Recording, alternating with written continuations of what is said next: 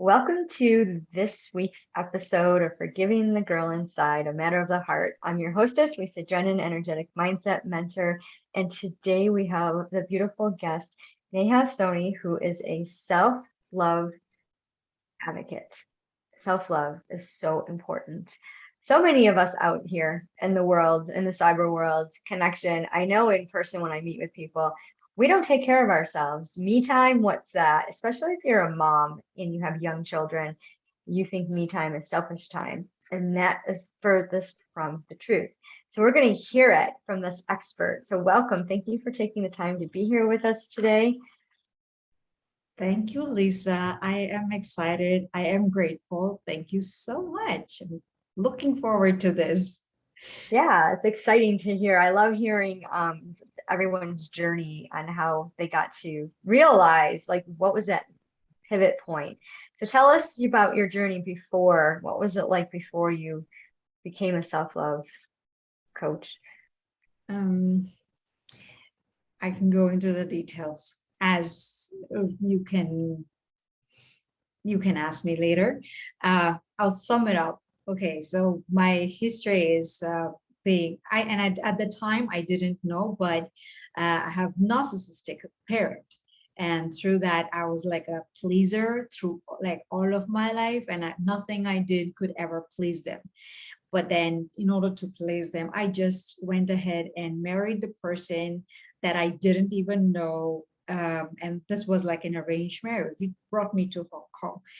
My reason was to do whatever I could to escape that horrible prison, because the moment that arranged marriage was organized, like, okay, this was decided that I would marry this person, that parents stopped talking to me because they give the silent treatment, and that just absolutely crushed me. And like, it's like years and years of physical, emotional, verbal, mental abuse, of, just horrible words, horrible looks of eyes, absolute disgust, all of those things I absorbed in me.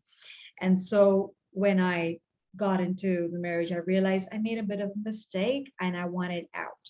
And this is even before I was anywhere close to becoming a mother. And I realized that every single time I raised my voice, I was living with the in-laws. So that was something that the connection, whatever it is that a new couple could establish, I don't think there was anything there. There was no mental compatibility that I personally, now I know myself, that would have really helped. None of that was established. So I mean, I was fighting a lot, and then I realized that this was a 9-year long fight, and in between that, I become a mother as well. So um, in that time, every single time I raise this, I say I want out. All they would say, okay, bring your parents into the picture. And then the parents come in, and then everybody's talking to me because I'm the bad one. I'm the one who wants to end the marriage. And because that's what the husband did, my ex-husband was like every single time, okay, she wants to leave me. That's it. And the in-laws are talking to me. We'll Mm, handle this for you.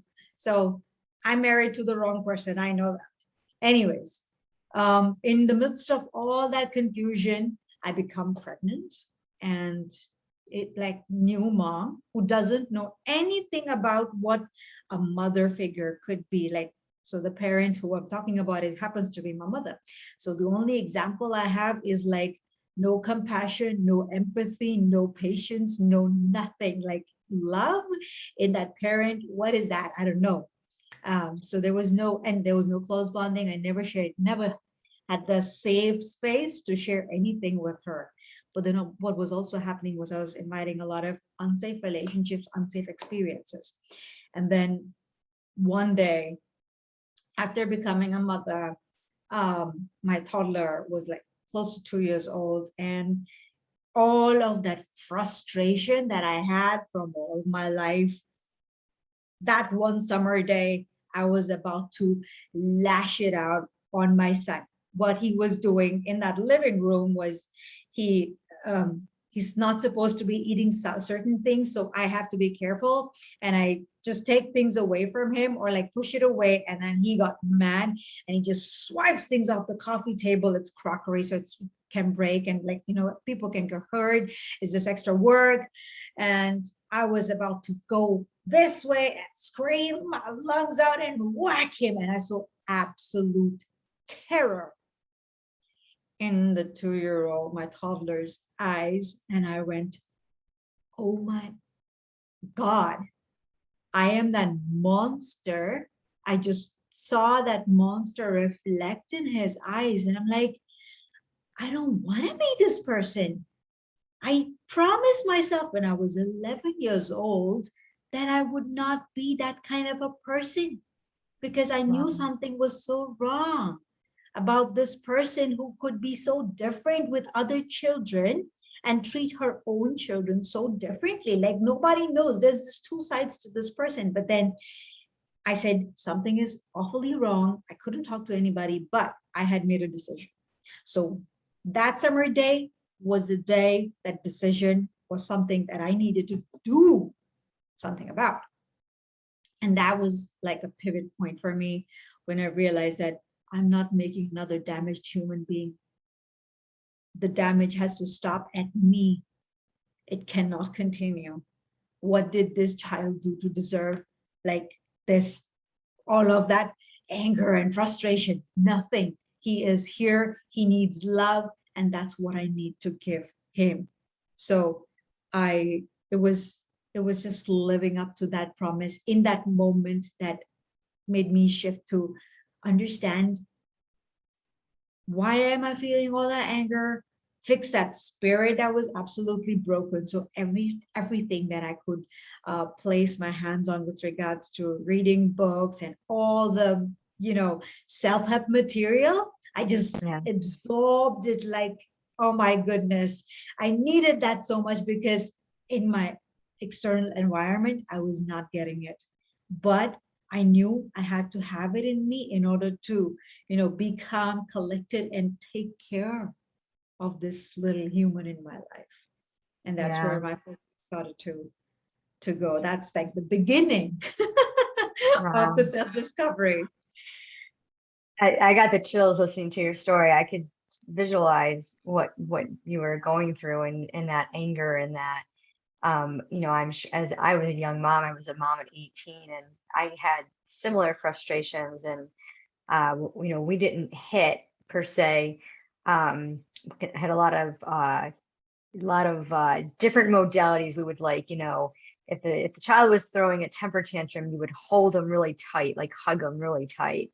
But we weren't ever allowed to hit or spank, even though as I was growing up, we got hit and spanked out of anger, and we didn't think anything of it. Like, I grew up in the 70s, and that's what, you got hit, you got spanked, and spare the rod, spoil the child. It's like, you don't hit people for just because you're mad at them. It doesn't make any sense.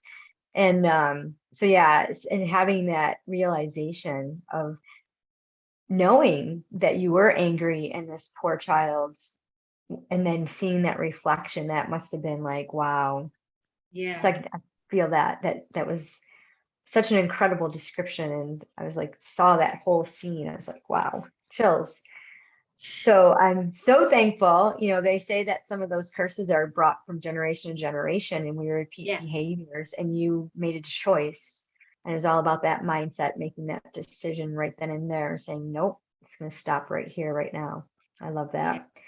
Yeah. So, and we have similar model. I love reading books. I'm an avid reader. I think I read every single book about, anger management, and establishing healthy boundaries, and how to speak positively to negative people, and you know all of those things. So what made you decide to pursue this further, and transform your inner being? Um, I think that was like the starting point. And then later on, as my child grew and he was around maybe 5 or 6, he's like struggling with certain things, like learning certain things. And I remember I made friends much, much later on. Like I was probably in eighth grade when I started to make like an actual friendship. So, I mean, relationships were like not in the picture at all. Any kind of nice, beautiful relationships I can remember with friendships, like girls. Um, but with my son, I was kind of a little bit more conscious about that, a bit more aware about how he understands things. And then I realized, wow, there's a lot of things that we have in common. So I started to understand. And at the same time, like we had the opportunity to live separately. I was living with the in-laws before, had a child, but then when he was around five, we got a place, we moved out, and so that's when like I started to build an even closer one. I had stopped working, so I was a like full-time mom taking care of him. And then I understood what challenges he was going through kind of relate to, oh, there is so many similarities. So I got deeper and tried to understand myself, like who am I? I didn't have an identity. I was someone's daughter, someone's wife and daughter-in-law, and then I became a mother. Like, who am I? And then I realized I have to respect this person and develop his mindset that he is his own person. Yes, he is my son, and then that's one of his identities, but there is him, himself, and teaching him that respect and showing that respect and love for him, and like making sure my eyes reflect that, my whole body language reflects that. How can I bring that? And how can I maintain my own? Because I had so much anger coming out, and there was like absolute, like, I cannot understand how a mother could be like this. Like, and at the time I didn't know that she's a toxic person, right? Mm-hmm. So I continued those conversations, and I would call her and say, you need to call me every day and tell me you love me. And like, I am expecting something that a person, from a person who doesn't have that in them. I didn't know that. And that built that just took that anger, even like made it stronger. Like, how come she doesn't understand me? Like, I just felt it in every cell of my body. But what I I came across certain, so I was reading Paulo Coelho. I just read him all the books that came out. I read Paulo Coelho, and then like when I moved out, started to work a little bit part-time. I had this beautiful angel of a person come into my life when I was teaching yoga at a school nearby. So we'd come back on the bus together, and we just kind of instantly bonded. So like I was highly into connecting with my spirit, and she was into spirituality. She like just open-heartedly gave me like all the books she had, and I just kept absorbing all of that information. So nobody in my family ever meditated. I didn't know anything about it. So I started meditating. Started with like just listening to David G meditations, and then I'm like weaning myself off because I'm reading Deepak Chopra. I'm like, okay, let me try and practice this on my own. I tried to like do it on my own, not wanting to depend on certain things. So like, okay, if I listen and then I can do it, otherwise I can't. No, I want to do it and understand how to do it by myself. Sit. What I noticed was every single time I would meditate, my son would come gravitate towards me and come and sit and just want to enjoy that moment with me. So he'd be very attracted to do that. But I was still like, dealing with all of that anger. And I Mm-hmm. didn't have any way to let it out. And I was like, maybe couples, the people say, okay, you should try couples therapy. That's going to help. I'm like, I just don't want to be with this person anymore. Like the man I was married to, Uh-huh. because what was happening was there was a lot of arguments happening, and it's affecting my child. I can see that. Yeah. Mm-hmm. So I'm like, I need to find my happiness. I'm not happy in this marriage. And if I want to bring happiness, at the very least, to my child, I need to remove myself from here because the frustration that I'm feeling in this relationship, I am taking out in here, and it's not good. A lot of people just stay in marriages. They say, I'm doing it for the child, but it just does not serve anyone. Yeah. So making that decision to move out, I think my son was about 7 at the time, to just move out and start life from scratch. So that's when the 9 year long uh, fight and, you know, not wanting to be in that marriage was finally, while I was reading all of that, Deepak Chopra and Osho was huge, he was big, kind of like a rebellious leader. He was, and the controversial as well. But he has wisdom. And so I chose to seek that and then just go with that and like find that rebel inside me and just step into that power and just move away, get out and take care of myself. So I did that, found a job, full-time job, found a place that I could rent and moved out. And that was like another leg in the journey and the process of like, oh my God, living alone. I never thought about it. And I didn't even know it would be tough because in the wee hours, like 11 o'clock, 12 o'clock, that's when it's going to hit me. And I have to Yeah. deal with all of those emotions. And I made a mistake of calling my mother one more You time. never I'm calling like, your mom. Yeah. yeah. And then I'm like, Mom, I quit my job. And like, oh, you did that to yourself. That's the response I get from her, like on the call, like, I'm never calling her again. I'm not just never talking to her because she just cannot give me that. But then why? Why? I kept on asking, why is she like that? I mean, the acceptance of the way she is was like very hard to come for me. Mm, And then I thought, I was under the impression that, you know, I need to forgive first in order to heal myself. mhm, But then, oh, and then like the past 8 years that I worked on myself, I realized um, the healing needs to happen. The forgiveness, especially in a narcissistic relationship, just does not, is just impossible because it's like if I did that, it was like invalidating my own experience. Like that person was an adult, they could have done something about it. It's like I cannot take any additional responsibility of that person. mhm. So I have to take care of me, and the whole process of reparenting myself started there. Like, I am going to be my mother, I am going to heal my inner child. The forgiveness bit, just take it, put it aside, we'll deal with that later when I'm more ready for it. So that was Mhm. like the whole journey of understanding myself. And then I started to also, I realized like all of the things I was told that I could not do, or we can't afford this, or who are you to become a dancer? Because dancers are looked upon. And traveling, we don't travel because it's expensive, blah, blah, blah, blah, blah. I said, I am going where my passport can take me. The furthest it can take me, I am going there.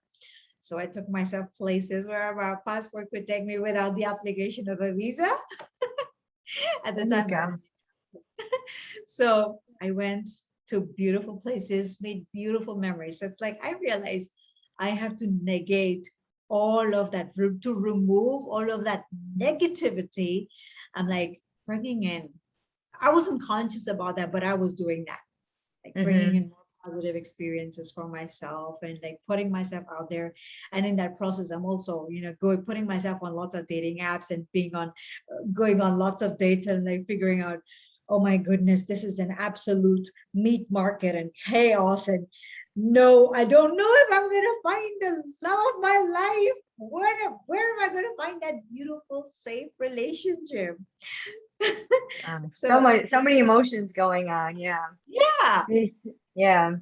They say you have to, forgiveness sets you free, but when you go through the process of going through all that verbal abuse and physical, emotional abuse, it takes such a toll on you. And if you don't grieve it, if you don't acknowledge it and grieve it, it makes it that much more difficult to process yeah, it. So it's a beautiful journey that you were able to recognize that and know, and setting those healthy boundaries and knowing, like, I can't talk to her because she's not supporting me, and it's okay. And sometimes we think, well, it's my mom, but it doesn't matter the relationship. It matters the conversation, the yeah, communication is the key, yeah. because unfortunately, you can't choose your relatives, Mm, but you can choose to have healthy relationships with them. And mm, I know a lot of people pleasers and people who have been dealing with narcissist behaviors have the same type of, boundaries. Or like, okay, how do I do this? How do I establish that healthy boundary? Were you able to communicate that with your mom and let her know that you didn't appreciate the fact that she didn't support you? it's pointless, really, Yeah. to communicate that to her because nothing you ever say can ever get to a narcissist. I realize that's the kind of person, like there is no empathy or anything. I mean, I just look at her as an empty cup. Like that Mhm. person does not have what I am looking for. She is never going to be able to speak a love language that I understand. And I have to accept that for my own peace. Mhm. Yeah. And so I just went with that. And I came to a point to realize, like, if I want to fully heal myself, and then I started to recognize every single time I was communicating, something terrible would happen in my life, like something, just some silly thing, something negative. Mhm. So I chose to not speak to her. And this was Okay. about 2018. Yeah, 2018, kind of early to mid 2018. I said, okay, and I don't need to tell her anything. I'm just not gonna speak with her. She's like in Mumbai right now. She's still Mhm. alive. I speak to my dad. But yeah, this person does not deserve a place in my life. They have never had a relationship, a positive one with me. So I choose to not talk to her. It's my choice. I have Mhm. every choice to respect my boundary because Mhm. I know I'm not going to get that understanding. And if I speak to her, I want to be at a place where no emotion comes up for me. Right. So it's like when we were growing up, birthdays were not celebrated ever. Like that's how they grew up. My parents, like nothing doing. And then when I'm away from her, sometimes like she'd call or my dad would call and wish me happy birthday. I'm like, it feels like so weird coming from them. Yeah. You So never those, celebrated them. Why are you getting a happy birthday now? yeah, exactly. And then anyways, I just choose to like it's like back and forth in a little bit in between. And sometimes, like these days, still, my dad would ask, "Do you want to talk to mom?" And I'm like, "I'll see how I feel," and then yes or no, right on the call. Yeah. So You do an you can, assessment. Yeah. Check your mindset check, emotion check. Nope, can't yeah, handle it.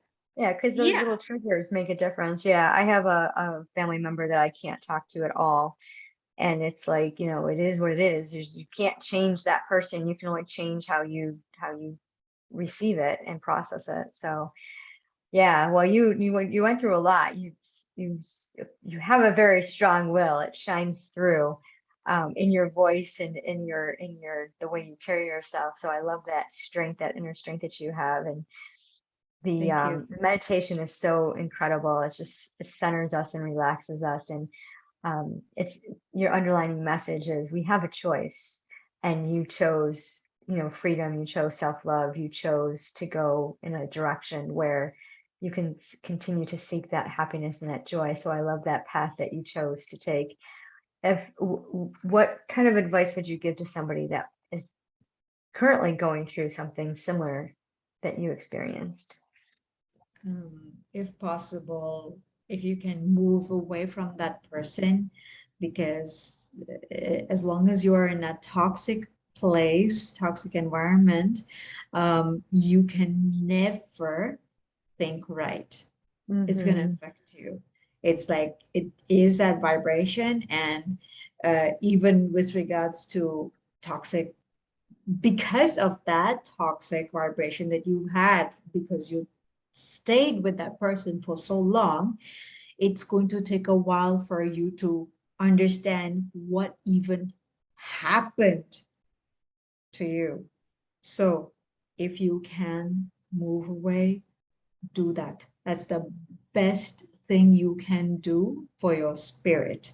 Because what has happened is your spirit is just absolutely broken, shattered in pieces, and you're looking for yourself.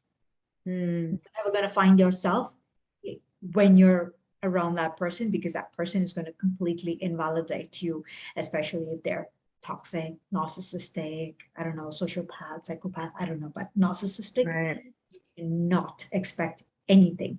What was happening was I was still attracting people like that when I was dating, when I was working.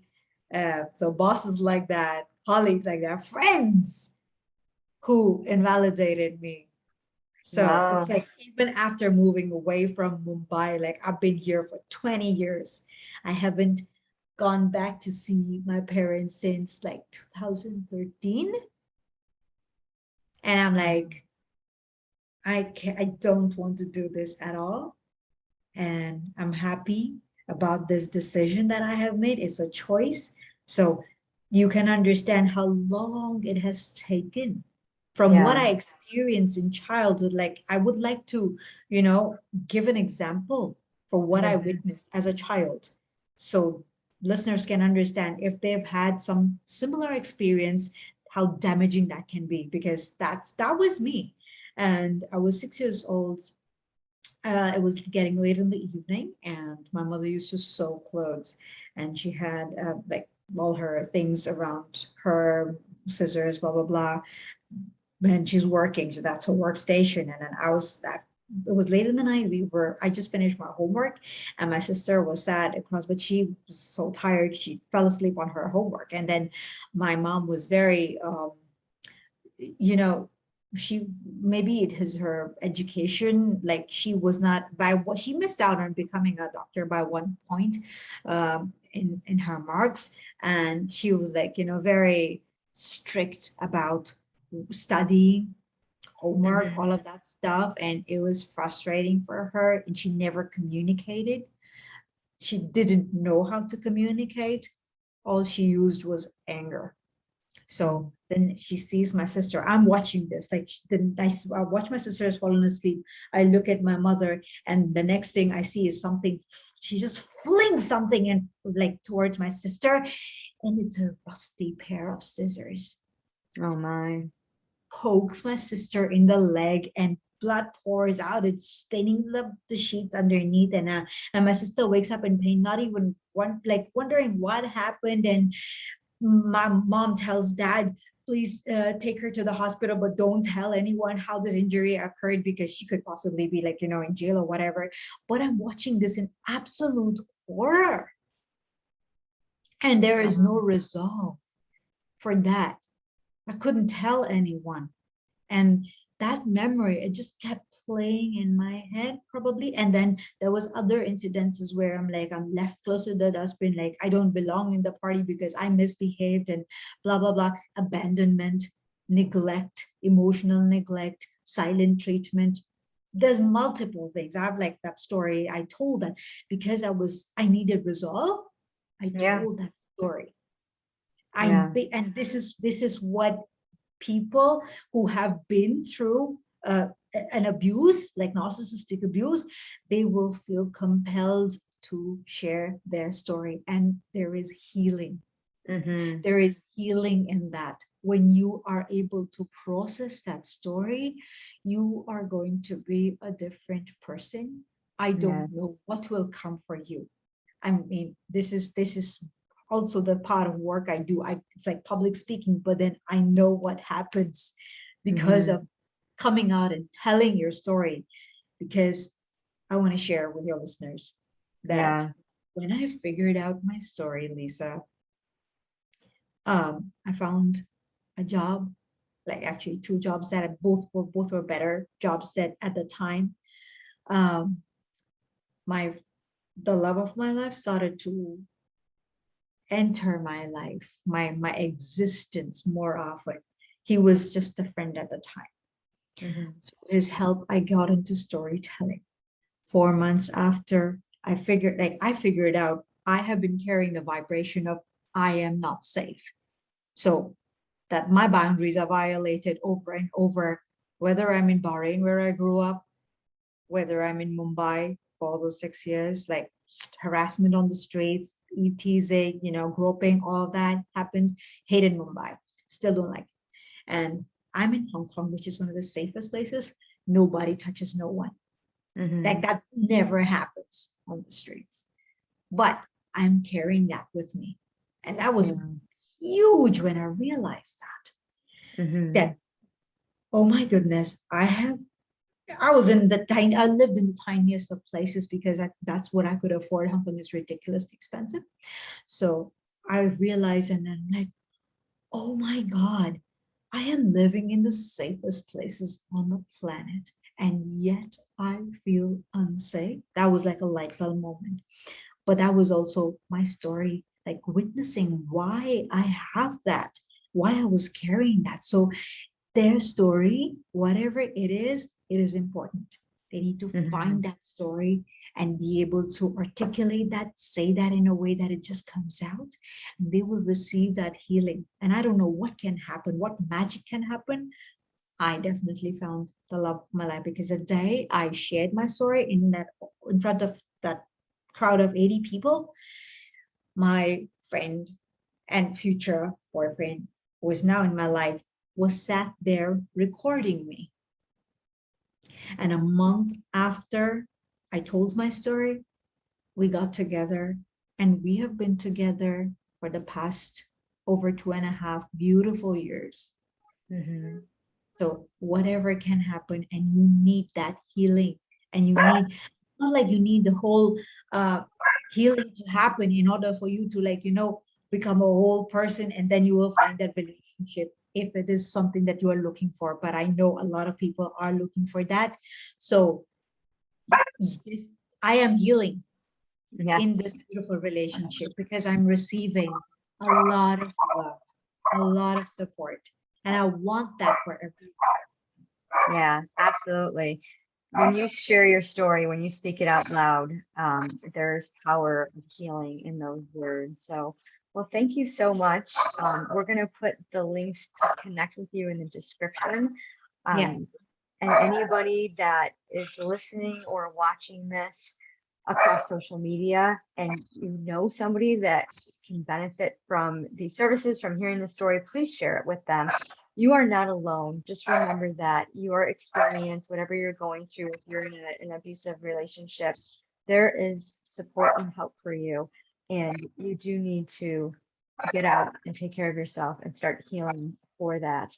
So please reach out and get the support that you need.